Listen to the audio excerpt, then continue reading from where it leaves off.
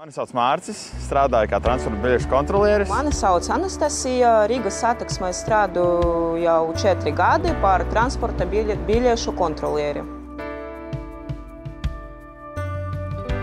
Ļoti spontāni, pārvācoties uz Rīgu, meklēju interesantāku darbu, ko izmēģināt.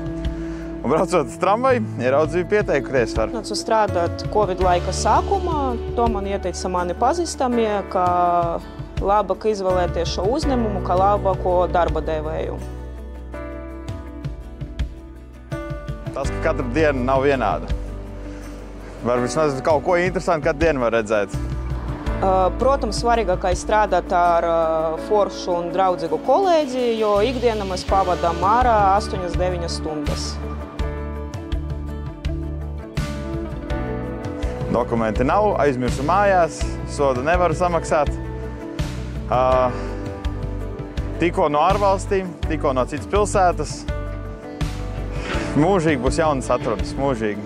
Populārākais ar jaunu QR sistēmu, to, ka mums nebija savienojuma ar internetu. Tas ir darbs, kas ir tāds bišķi izaicinošāks, bet, teiksim, ja grib tādu maziņu izaicinājumu, tad droši var pieteikties.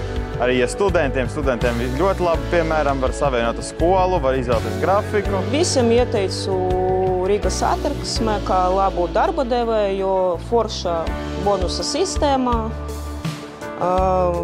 iespēja apmeklēt dažādas sporta aktivitātes, tādas kā sporta zāle un baseins, stabilitāte, stabils atalgojums un, protams, labs un draugisks kolektīvs visas struktūra vienības.